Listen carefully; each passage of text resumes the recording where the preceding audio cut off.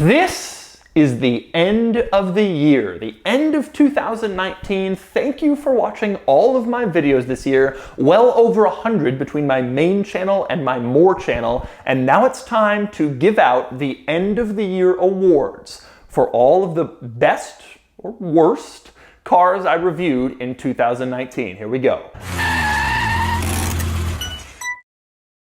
Now, before these awards start, I want to mention on my second channel going up right now, I have a video with the top 15 quirks of 2019. So if you want to check out the very best quirks and features out of all of the crazy quirks I saw this year, click the link in the description below and you can check out my top 15 quirks of the year. But for now, it's time for the awards. So let's talk about the awards. Now, in previous years, at the end of the year, I gave you a video with a bunch of statistics, and I told you like where my viewers are from and percentage male and female and which videos got the most views and blah, blah, blah. And that video never really did all that well. So this year I've decided instead I'm going to give out awards. After all, I drive a lot of cars, so it only makes sense that at the end of the year, I should look back and tell you which ones are worthy of getting some sort of award. Now, I'm not going to give out dozens of them. I only have 8 awards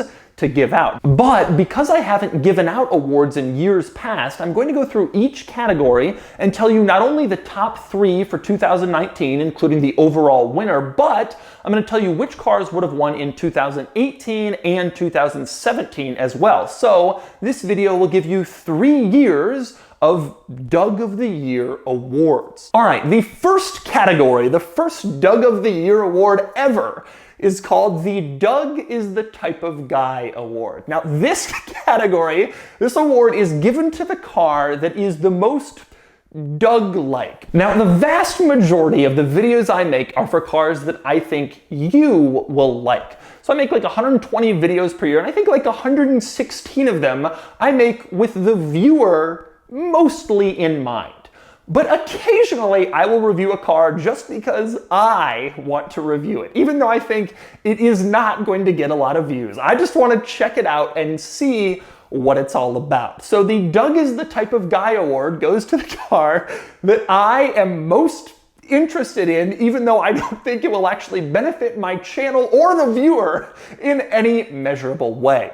For 2017, the Doug is the Type of Guy car is the Mercedes-Benz R63 AMG. This is a Mercedes-Benz minivan with a 500 horsepower engine. For 2018, the Doug is the Type of Guy award goes to the 2002 Hyundai Equus. This was the first generation Hyundai Equus, not sold in North America. I reviewed this car in Dubai.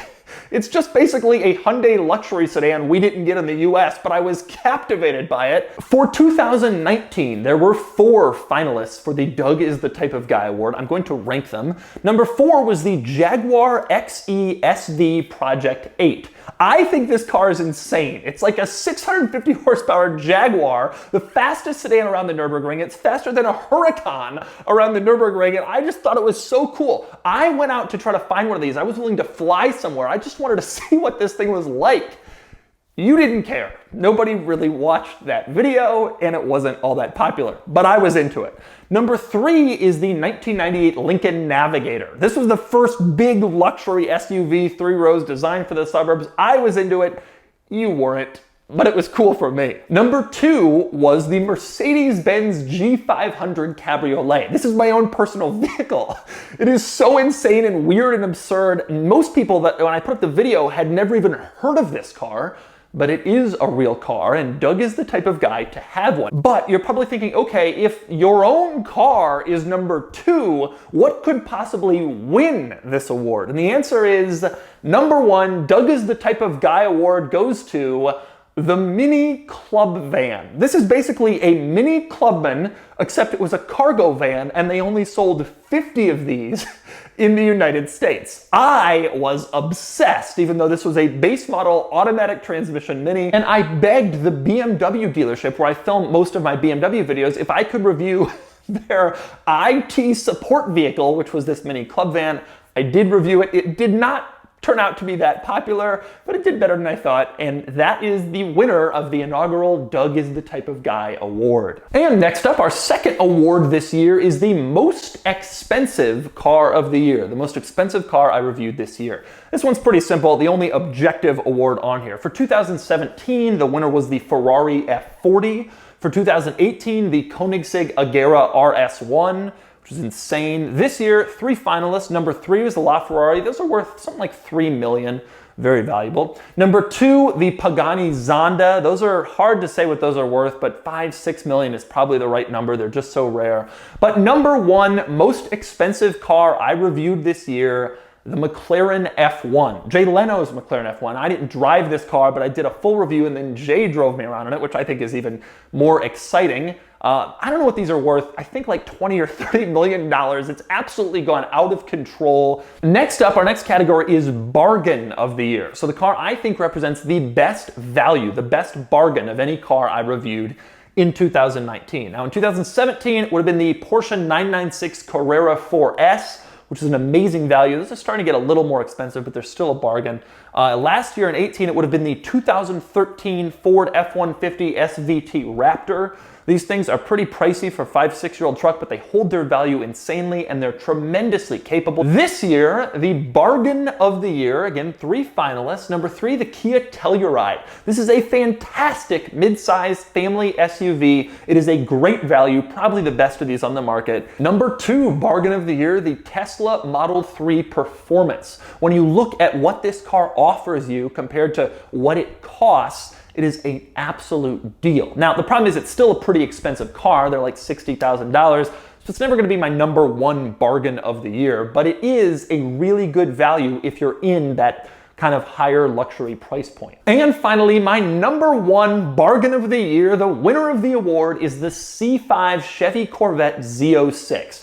This is an insane car in terms of pricing if you're looking for a fun, sporty track car. These are incredibly good handling. They're incredibly cheap to buy. They're very reliable, very tunable, almost nothing like it, especially in the $15,000 to $25,000 price point. And next up, we're getting into the big categories, and I'm gonna start with the biggest surprise of the year.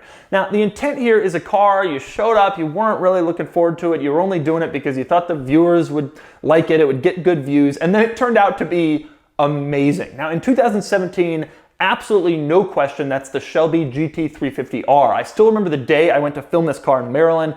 I was not having it, I was kind of tired, didn't really want to make the video. Then I drove the car, and I still to this day want one of these things. One of the very biggest surprises I've ever had was getting behind the wheel of that GT350R. In 18, last year, it was the new Lincoln Navigator. I had heard the Lincoln was doing better, things were good. I got in the Navigator, absolutely blown away by how much better this thing was than not only its predecessor, but the competition. So, this year, number 3, the BMW X7. This is BMW's new 3-row luxury SUV. I was expecting it to be decent, a good competitor to the Mercedes GLS. It was way more than that. A really fantastic vehicle, absolutely set a new bar in this segment. Number 2, the Pagani Zonda.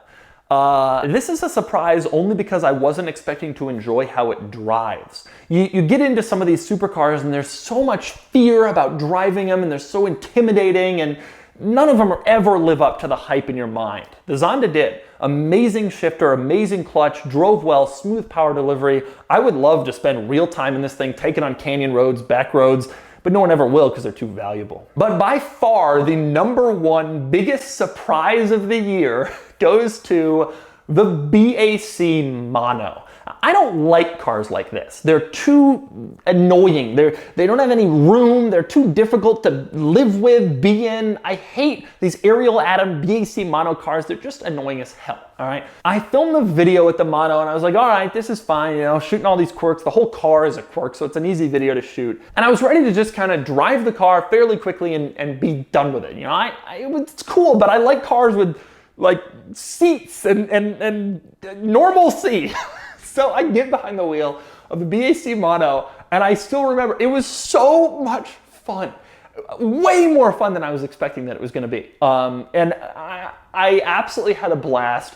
I still don't like cars like that, but if I was ever going to get one, I could see why people do like them, I guess. It's like your own personal roller coaster. Okay, now down to the last 4 Doug of the Year categories. Worst car of the year. This one probably generates some controversy. In 2017, easy pick, worst car of the year was the Maserati Ghibli.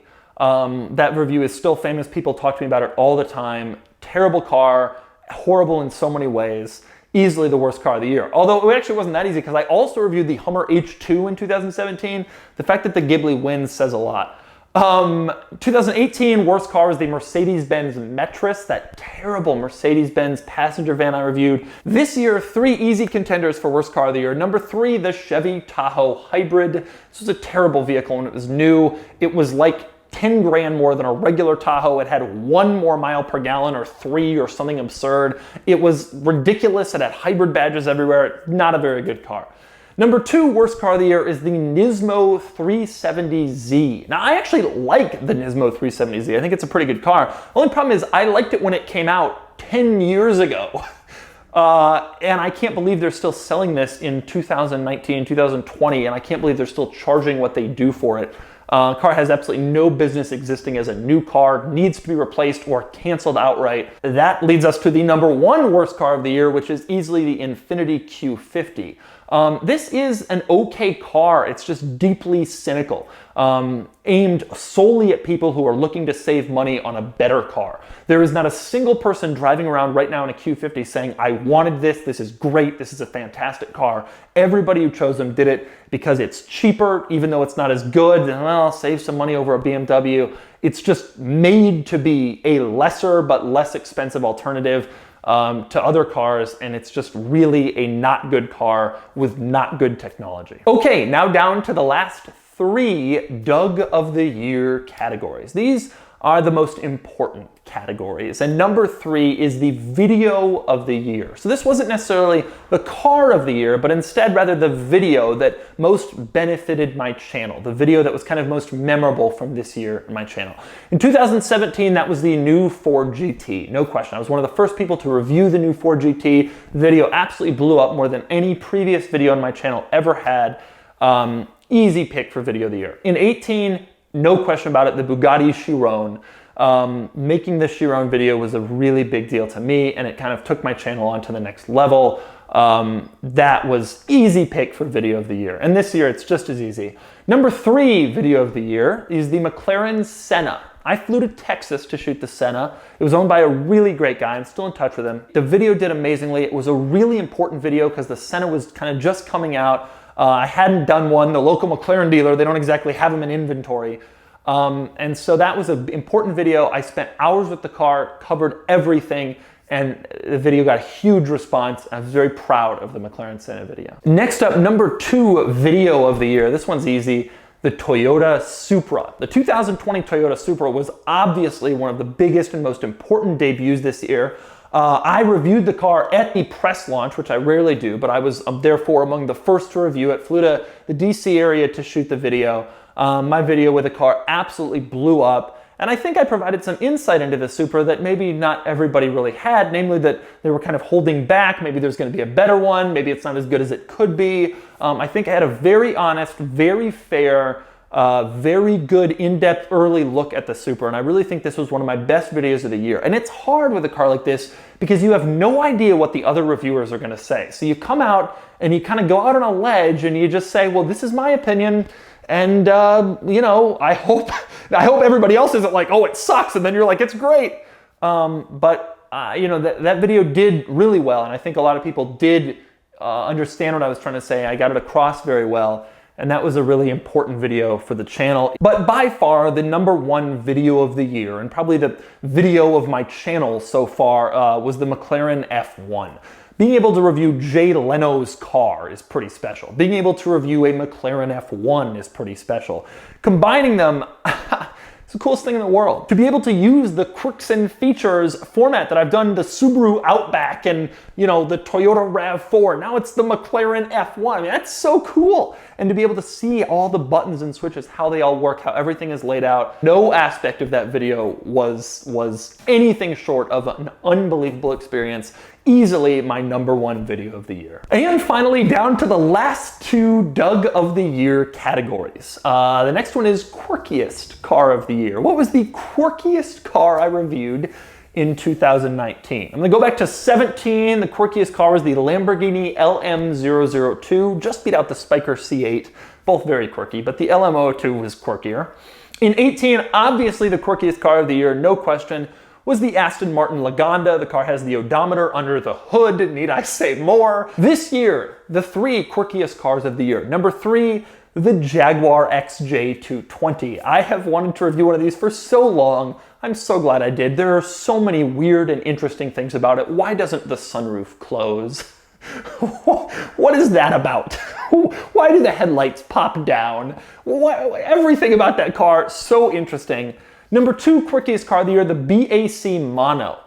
This actually is probably the quirkiest car of the year, but it's sort of cheating because it's designed to be quirky. Anybody can make a quirky car out of a single seater with no roof. That's gonna be quirky from day one. But it was quirky, and it had a piece of plywood underneath it and many other bizarre things. Straight cut gears. I've never pushed a clutch pedal and used a paddle before. Just bizarre. That was a lot of fun. Definitely a big quirk. But the #1 quirkiest car of the year, that easily goes to the Vector W8, of course. This thing is insane. It's like a 1980s fever dream. I can't believe a vehicle exists like this. There's only 20 of them in the world. Everything about it is absolutely the workings of a madman. It's an incredible car. I loved being around it. I loved checking it out. Absolutely thrilled I had the opportunity. And that is the easiest pick for quirkiest car of the year. Which of course, that's my whole thing. Quirkiest car of the year, some would say this is the most important award I give out. But truthfully, the most important Doug of the Year award is the very last one, and that would be Doug of the Year, the car that I consider to be the very best car I reviewed this year. Now, all of the other categories, there was no barriers to entry. It was just all the videos I made. This category, though, I'm only talking about new cars. Because I don't want to keep giving the same used cars the award over and over again. It has to be a new car this year that I reviewed. And by the way, one other thing about the Doug of the Year award, the video has to have been popular. I don't want to do any award giving out to videos that you guys didn't care about, cars that you didn't watch. So all of the cars in this list, it has to have been a pretty popular video to be truly considered for Doug of the Year. Now, I'm gonna go back. In 2017, the Doug of the Year award goes to the Ford F-150 Raptor. I didn't review a lot of new cars in 17, so there's not that much competition, but the new Raptor was and is a great truck. Still think it's the best pickup truck on the market, easily deserves that award. In 2018, the Doug of the Year award would have gone to the Bugatti Chiron. Way too expensive for anybody to actually buy, but it is an unbelievable car, an unbelievable work of engineering, and it deserves the award even though it's not really an affordable car. This year, I narrowed it down to a top 6 Doug of the Year. So the best new car I drove this year. Number 6, the Lincoln Aviator. Represents a huge step forward for Lincoln, a fantastic vehicle, great mid-sized luxury SUV. Number 5, Doug of the Year, the Mercedes-Benz GT63 4-door. This car did not create much of a splash this year. I think in part because it is so confusingly named. Mercedes AMG GT is a coupe, and then this is the 4-door, but it's also a coupe, and then there's the CLS, which looks the same, nobody really gets it. But if you drive this thing, it's the best handling 4-door car I've ever driven in my life. Amazing car to drive. I'm already looking at used prices, hoping they'll come down. If they aren't, they will. But loved that car. Number 4, Doug of the Year, goes to the Kia Telluride. This is an interesting one because I reviewed both the Telluride and its kind of twin, the Hyundai Palisade. But the thing I like about the Telluride more is that it's pitched as more of like a sporty, fun, off-road, go-anywhere family SUV. It isn't actually that. They have the same everything. But I think Kia realized there's an advantage in marketing a vehicle this way. These days, SUVs are everything. The Toyota 4Runner TRD Pro sells out. The Raptor sells out. Everybody wants off-roader SUVs. So why not make a family SUV that kind of looks like that? Make ads showing it driving through the mud. it's a great idea. Not only is it a fantastic family SUV, but it also kind of shows that Kia gets it, and they've been rewarded with fantastic sales. This car has done really, really well. Next up, the number 3 car for Doug of the Year is the Jeep Gladiator. This car, incredibly highly anticipated. The Jeep pickup, people have been talking about it for years, basically since the Comanche went away like 30 years ago. It's everything it needed to be in order to succeed. And these days, so many automakers dumb down or water down their cars from concepts or from what we were hoping for. Next up, the number 2 Doug of the Year car. Second place. That goes to the BMW X7. This is a great luxury SUV. And for a first effort into this 3-row segment that other automakers have been doing for years, and then to just kind of leapfrog them all, which is what they did, it's amazing. I can't believe the X7 is so good. If I had a family and was willing to lose a lot of money to depreciation, I personally would get an X7 over all of the rivals, even the Lincoln Navigator, which I reviewed last year and loved. It's that good. And so that leaves us to the last one, the winner of the Doug of the Year award, the best new vehicle I tested this year. It wasn't even hard to figure it out. That would be the Tesla Model 3 Performance. And I could just hear the groans from all the car enthusiasts who hate Tesla. Oh, a Tesla, oh, it's so boring, it's electric. Folks, this car is not only the best car I've tested this year, but it'd be on a short list for the very best cars of the modern era, period. Let me tell you why. First off, Tesla has managed to democratize performance in a way that nobody else has been able to. And so you can no longer reserve very fast 0 to 60 times for your most expensive models, because people just say, fine, I'm just gonna go buy a Tesla. I can do it in 2.9. And that is a huge thing, because it basically renders meaningless these crazy acceleration times that you previously had to spend $200,000 to get a supercar to do. Then there's the technology component of it. That car has incredible technology. Yeah, it has an arcade. That's amazing. The fact that there's an automaker out there willing to take a break from all this serious stuff and put an arcade in their car. Why isn't everybody else doing this? Why do other automakers not see that people want fun and cool and quirky and go down this road? But it's not just that. How about the price point? This car gives you autopilot, which seriously is one of the very best self-driving features around right now. I don't think it's the best, but it's one of the best. It gives you autopilot, and it gives you all this incredible screen with all these features, some of which are unique to Tesla. And it gives you the acceleration of a BMW M5 competition. And it does it for half the money of an M5 competition, for way less than you'd pay for basically any other vehicle that even comes close. It's gotten to the point where you almost can't afford not to get a Model 3 Performance, because it offers so much for the money that it would be difficult to justify buying any other vehicle. But to me, that isn't even the most important part. To me, the most important part of this car is it can get better as it goes on. Over-the-air updates is an absolute revolution in the car business that I wasn't paying enough attention to over the last year, and only in the last 6 months have I really honed in on how special this could be. You don't have a feature, but they're gonna add it later. You can have the car sitting in your garage, hooked up to your Wi-Fi, and overnight, you have a new feature when you get in the next day. The car actually gets better during your ownership. And this is a big deal because it fundamentally changes the way we think about car ownership. Suddenly, the car does not depreciate because the newer model comes out and it's better. Suddenly, your car has the same feature the newer model has because it just downloaded it overnight. That is an absolute revolution in the way the car world operates. And obviously there are limitations. Compared to a cell phone, a car has a lot more physical pieces that can't be changed. You can't update a steering wheel overnight, but you can add autopilot. You can add a better autopilot. You can add karaoke and a jukebox, which Tesla did in an over-the-air update. And I'm blown away by all this stuff. Now, in my garage, and my vehicles. I have a lot of 90s cars. I got a 97, a 99. This 05 doesn't have a screen in it. Personally, I'm not the big car tech guy, if you haven't figured that out already from my own personal cars. But I'm an objective car reviewer.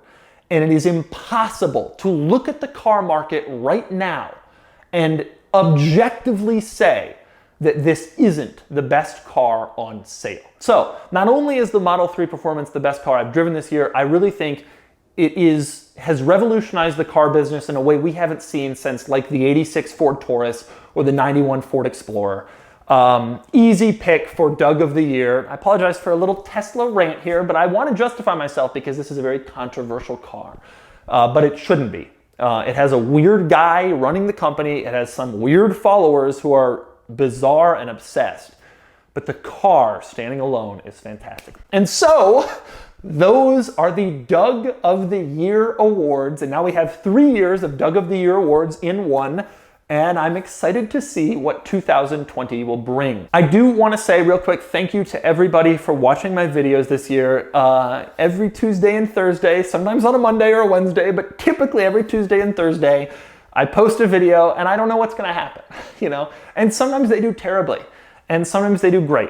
But always I have people tweeting me, Facebooking me, Instagramming me, YouTube comments telling me, giving me feedback, you know, this is fun, this is interesting, this is cool. I watch this at lunch, I watch this with my girlfriend, my wife, my kids.